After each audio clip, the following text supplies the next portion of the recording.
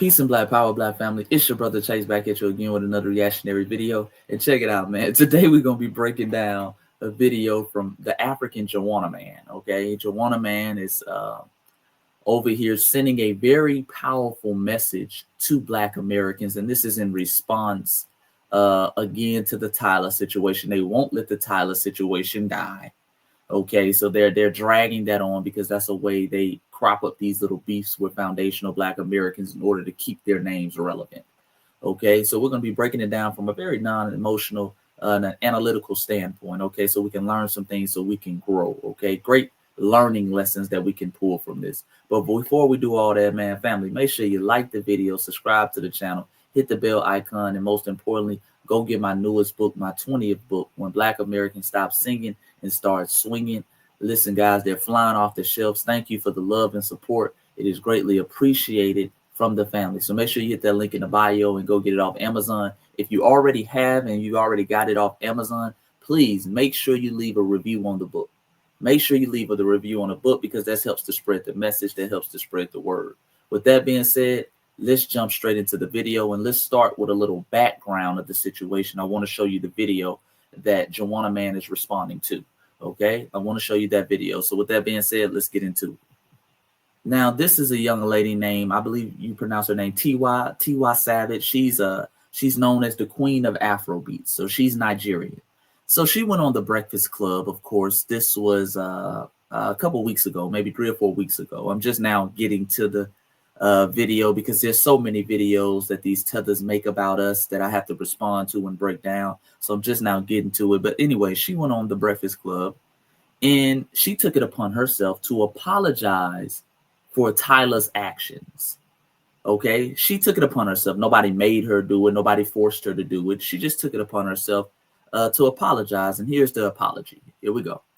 Where I'm from, when something like this happens, like they say the elder will come and say, on behalf of such and such, we apologize. You know, that's what I feel like. If that wasn't communicated, I would like to say, you know, like on behalf of that her or whatever, like we apologize, like you know, we didn't mean it. Forgive us. Okay. So, she took it upon herself to apologize. And I thought that was, kind of honorable. She's kind of letting you know where she stands. She's saying basically in simple terms that I respect the cultural values of foundational Black Americans and how you guys identify and how you do things and what words can be offensive to you. Because remember, the big thing about Tyler wasn't her calling herself really color. The biggest thing was this whole nonchalant, I don't have to respond to you mentality and attitude.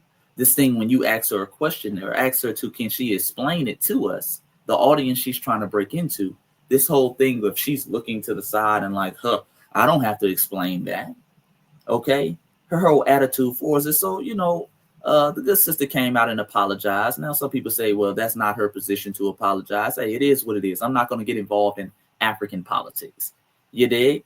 So a lot of people, especially around the diaspora, made response videos. A lot of Africans came out and went out their way to let us know as foundational Black Americans, they're not apologizing for anything. Okay. And I know and notice they always, whenever a Nigerian, which this young lady is, whenever Africans say something they get mad at, they always find a way to blame us. So you had a lot of them acting as if she was coerced to do it. Oh, the Black Americans forced her. The Black Americans are making people bend the knee to them. No. She willingly came on the Breakfast Club and said that. And I thought that was an honorable thing to say. When you're in somebody else's house, the house that foundational Black Americans built, Breakfast Club is in New York City, and you're trying to break into that audience, it's good that you know you're coming and you come with a certain level of respect. And she's kind of letting them know, like, listen, I'm not on that Tyler shit. All right. I thought that was cool and honorable, family. I thought that was very cool and honorable.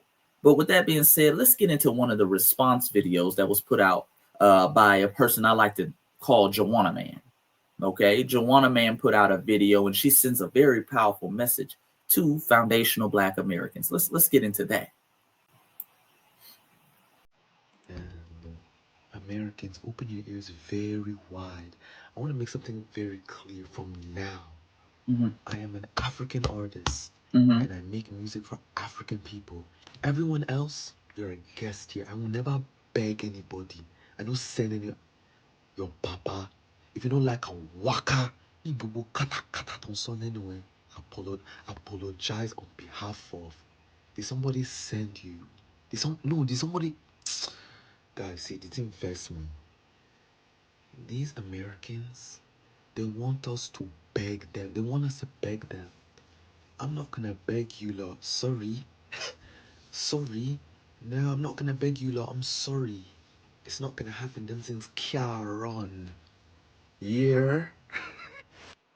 Oh Lord, hold on. Let's pause it right here, family. Let's pause it right here. And then side note, they kill me when because Juwanna Man is in the United States. They kill me when they get mad at us. They start trying to talk this African talk. Oh waka. You don't hear no baka. If you don't sit your walkie-talkie looking head ass down, talking about some waka and baka. Oh goddamn great value version of Missy Elliott looking ass. I'm fresh in my white tee head ass. Sit your ass down. Please. Now, let's get serious. Let's get serious.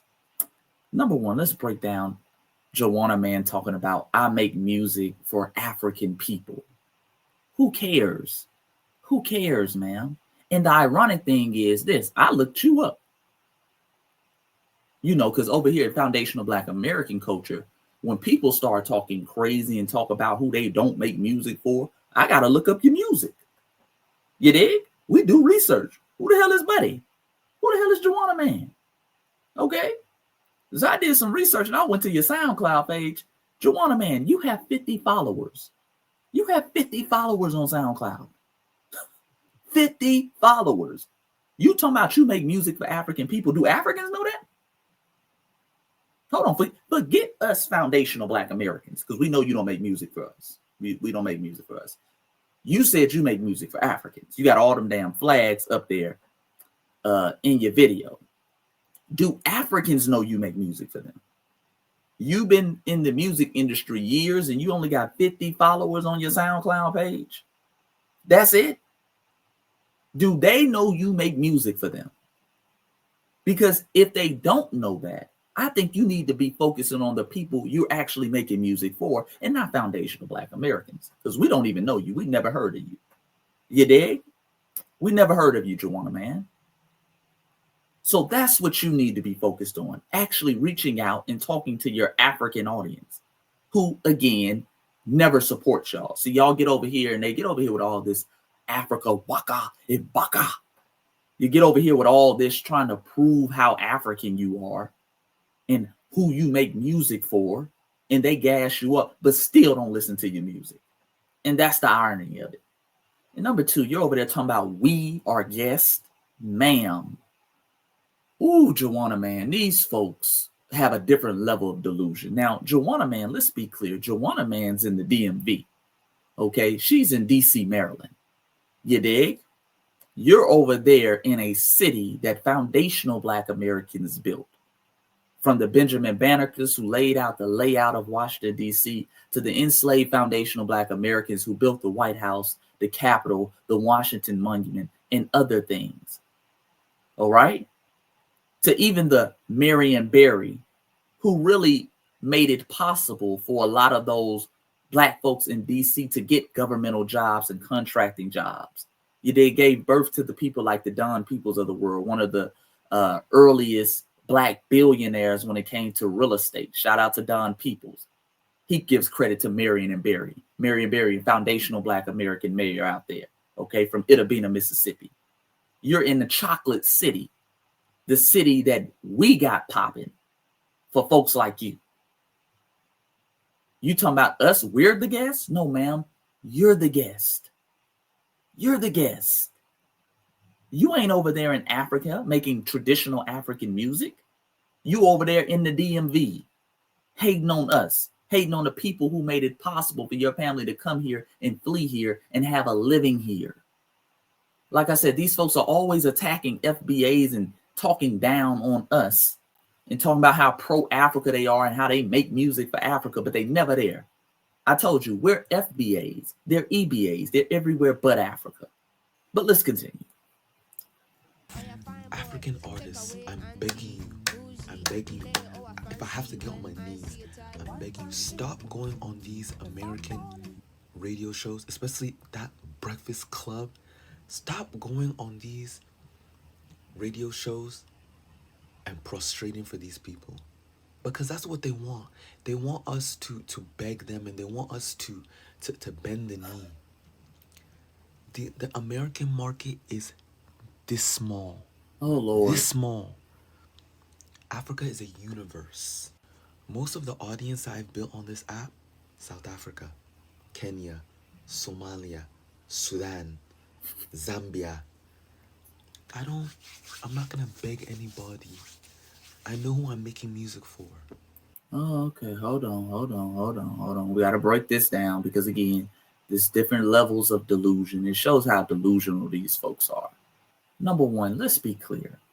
No one wants Africans or Caribbeans or the diaspora when they get over here to bend the knee. No one is trying to force you to bend the knee. And y'all know that. We're simply saying when you get over here, you're going to show a certain level of respect for the culture that we built.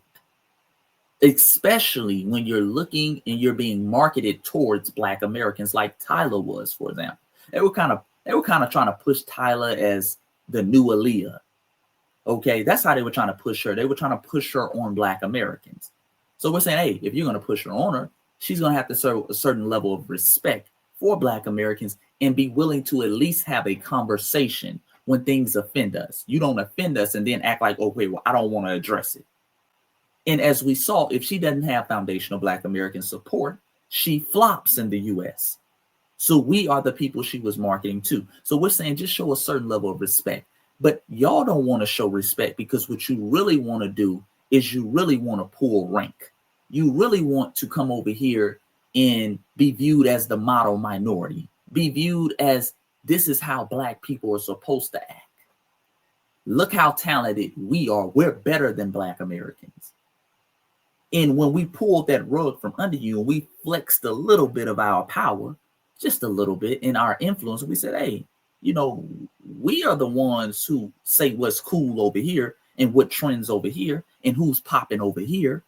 I don't care if you got a whole continent behind you or not. Over here, we run the ship.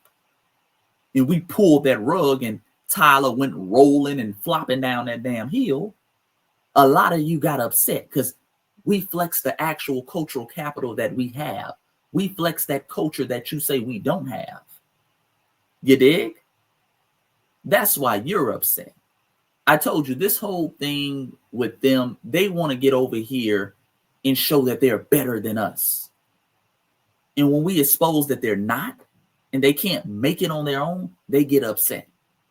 And they start trying to gaslight us, acting like, oh, you just want me to bend the knee. No, you're going to show respect. See, that was Tyler's mistake. Tyler tried to come over here and act like she was holier than thou and she was above us, while at the same time needing our support, wanting to get some of that Black American spending power, which clearly outnumbers any country in Africa. Okay, that 1.9 trillion is damn near equal to the whole continent of Africa's GDP. So let's stop with the BS, which leads me to point number 2. You're talking about the US market is this small. The US has the biggest economy in the world. Stop it. You know that. The US has the biggest economy in the world. That's why you're here. These folks sit up here and start talking about the US is this small. Africa's the universe. Africa's the universe. Then hell, well, why the hell are you not living in the African continent? Why the hell are you living over here with us?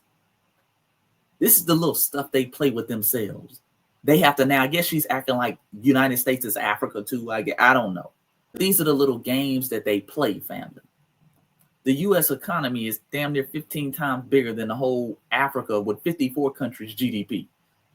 Let's stop the bullshit. You know where the money is. The money is over here with us, which is why y'all are always over here trying to cosplay and break into our market and act like you're one of us.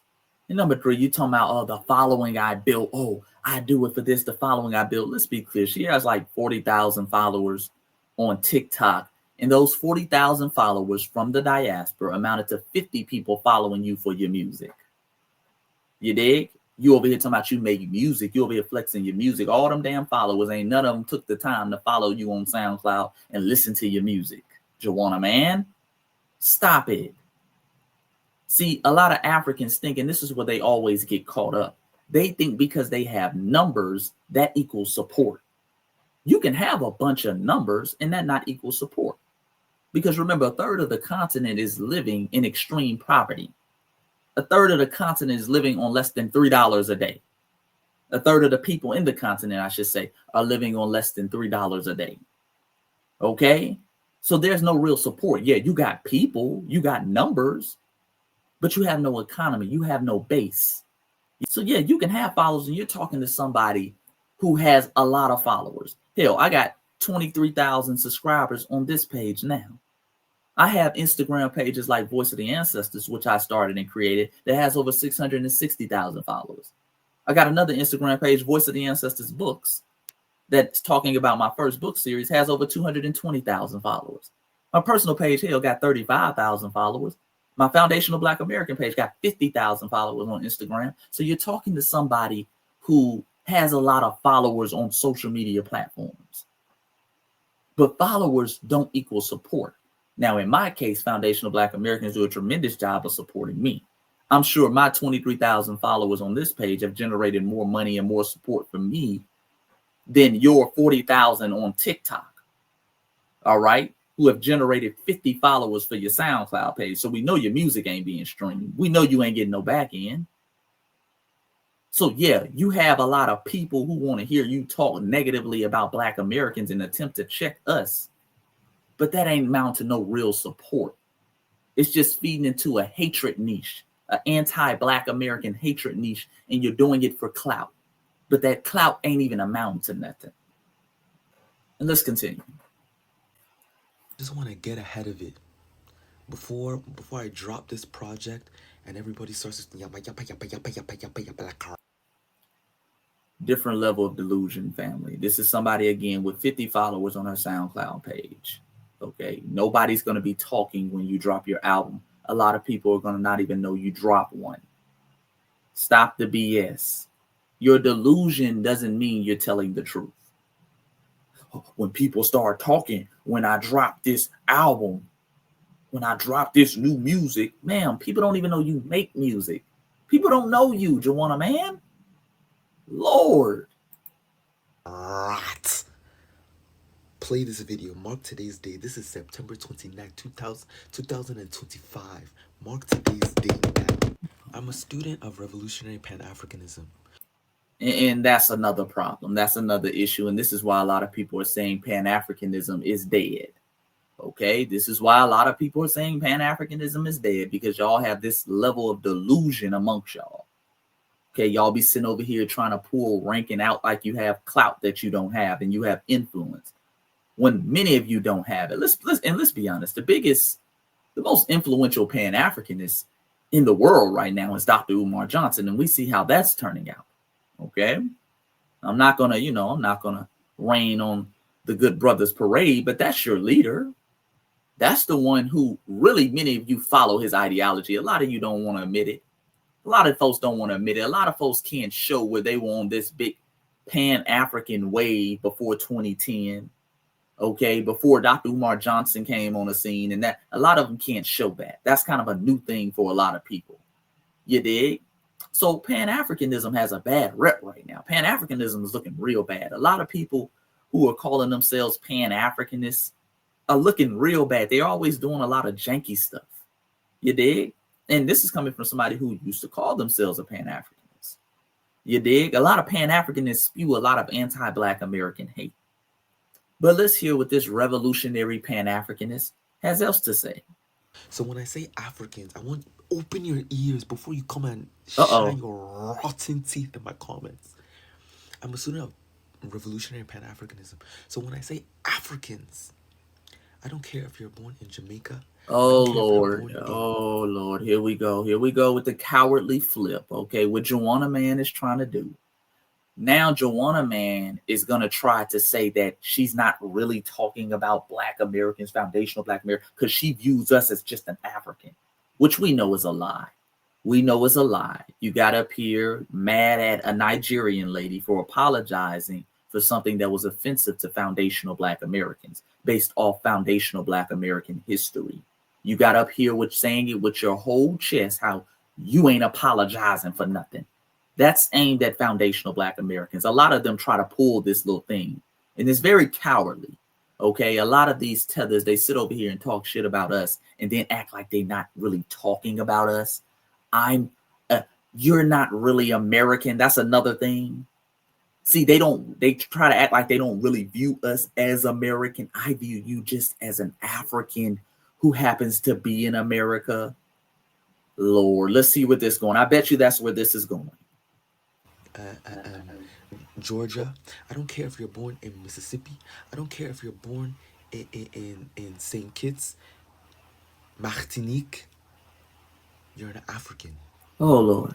Because your destiny and your liberation is tied up with the destiny of... Oh, Lord, get a piece of bread and a Pepsi. Go on. Wi-Fi going out. Africans everywhere, especially on the continent. Oh, Lord. Yeah? So if you understand yourself as an African, you're welcome here. Oh, but if you're still holding on to that American identity, waka, I don't send anybody. Okay, hold on. We gotta address this, and this is, to sum it up, this is why we delineated family, because you have tethers like this, like Juwanna Man, who are Johnny come latelys. Okay, they're first generation born in America. That's what I believe she is. First generation born in America. Probably her parents, I know she's Nigerian. Parents or a grandmother, or probably her parents came from Nigeria. And they sit over here as Johnny come latelys and try to tell us who we are. Who we are. Okay? They try to tell us what we need to fight for. How we need to identify. And not only that, they try to put themselves in this cropped up leadership position like they're the ones, they're the revolutionaries. Now, when it was time to be revolutionary and stay in your homeland, you didn't do that. You didn't do that. When it was time to fight and build Africa, your parents didn't do that. They fled. They fled. They got on the first thing smoking. And then you're over here as their descendant, as their child. Juwanna Man, you're over here. Your energy is put towards talking about how you're not going to apologize to foundational Black Americans when something offends us. That's what your energy is put towards. This is why we're delineating. These folks are not like us. And we're not going to drop our heritage. We're not going to drop our lineage to make y'all feel comfortable. All right? We're not going to do that, especially when you don't.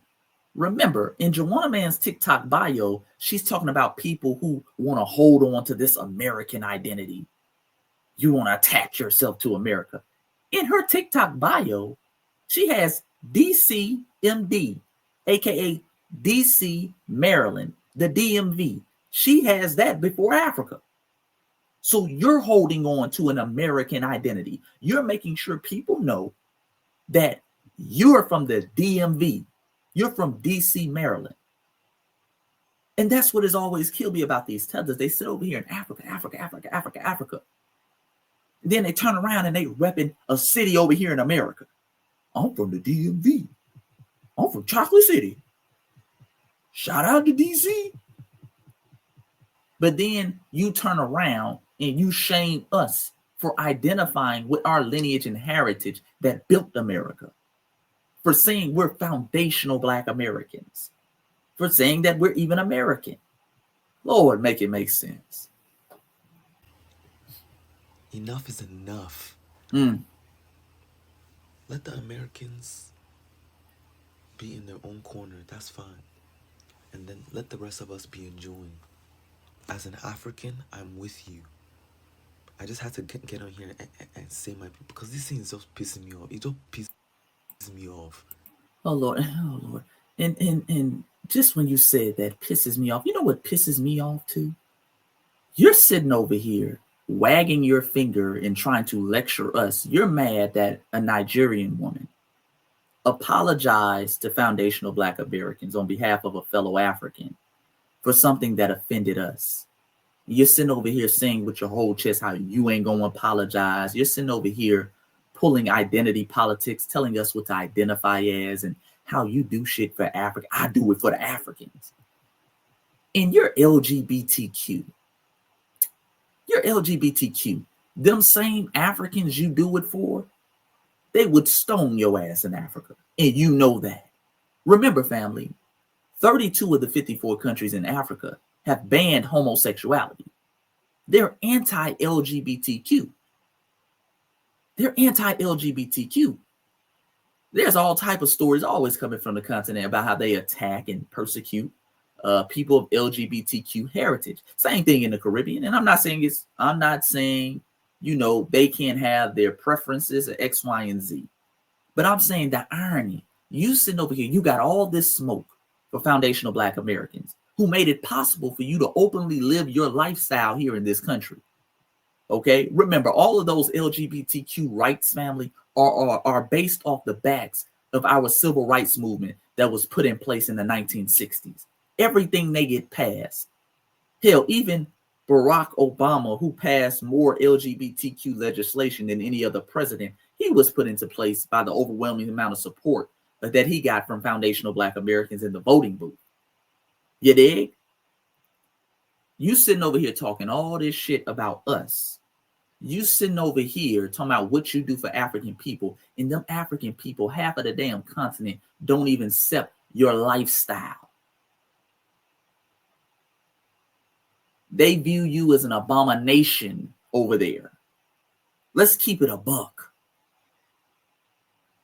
That's how they view you over there. That's what pisses me off. But all the smoke, all the energy goes towards us. You ain't apologizing to us. And you still doing it for the Africans. That's why I say, listen, man, let these folks hold their own nuts. Days of you eating off of us while disrespecting us with your whole chest, those days are over. But let's continue. As an elder, where I'm from, we call. No, who begged you? Nigerians can be so embarrassing. Nigerians can be so. Oh my gosh. Anyways, I'm African. Oh, you saw that, family?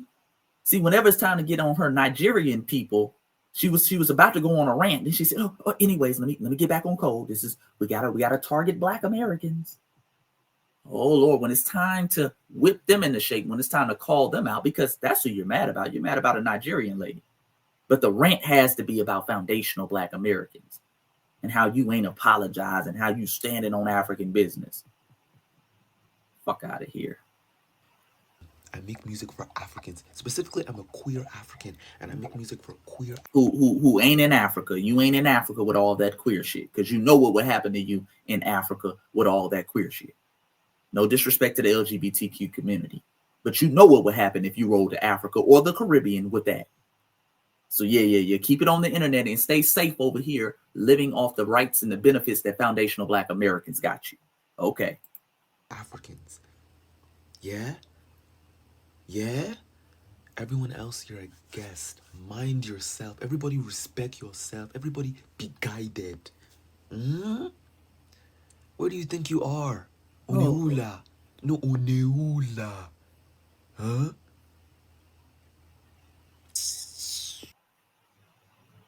Okay, like I said, a different level of delusion. Where do we think we are? That's the question you really want to end the video with. Let me tell you where we are. The same place you are, in the United States of America, the country that we built brick by brick, the country where we cleared the brush, we paved the road, we built the bridges, laid down the original tracks for the railway, the country where we fought in every single war, even when we were enslaved by the same people running the country that we gave over 50,000 inventions, from the filament of the light bulb to the gas mask to the traffic light, to the home security system, modernizing things like the potato chip, introducing things. Shout out to rest in power to the brother James Hemming, bringing in macaroni and cheese and ice cream. We are the backbone of America, ma'am. So we know who we are. We know where we are, and we know where we're at. We are in the country, living within the culture, using the influence that we created. We are FBA. And you and Tyler and these other tethers are EBAs everywhere but Africa. We ain't the same. We ain't the same.